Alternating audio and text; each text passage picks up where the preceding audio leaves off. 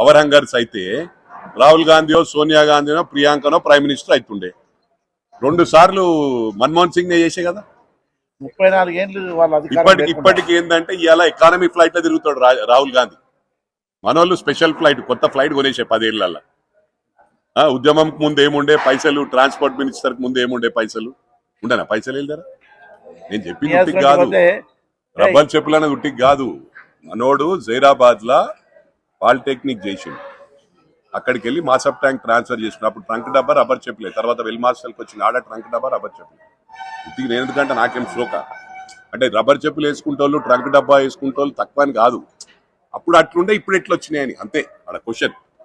దానికి ఏం చిన్నతనం కాదు, డిగ్నిటీ ఆఫ్ లేబర్. ఏ పని నేను కేటీఆర్ కూడా ఎందుకన్నా డిష్ వాషింగ్ చేసిన అమెరికాలని. మరి అటువంటి ఇలా లక్షల కోట్లు వెళ్ళిపోయారు. ఫామ్ హౌస్లు, ప్రతి మాల్ల పార్ట్నర్షిప్, ఇవన్నీ మనం గమనించాలి కదా. ప్రజలకి ఏం తెలుసు పాపం, అమాయక ప్రజలు.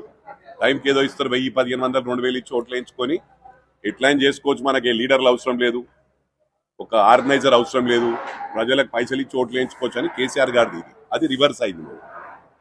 లేదా డబ్బులు కాంగ్రెస్ అభ్యర్థుల దగ్గర డబ్బులు ఎక్కడుండే? మొన్న ప్రజలు మ్యాండేట్ ఇచ్చిండ్రు, ప్రజలు గెలిపించిండ్రు, అక్కడ డబ్బులు పెట్టి గెలవలే ఎవరు కాంగ్రెస్ అభ్యర్థులు. ఇప్పుడు మేమే 2 సీట్లు ఆగమైపోతాం, ఎడికెళ్ళి పెడతాం అన్ని పైసలు. 2 సీట్లు అట్ ఏ టైం ఫైట్ చేయాలంటే మజాక, రూపాయి ఎక్కడ తీసుకోలేము కదా.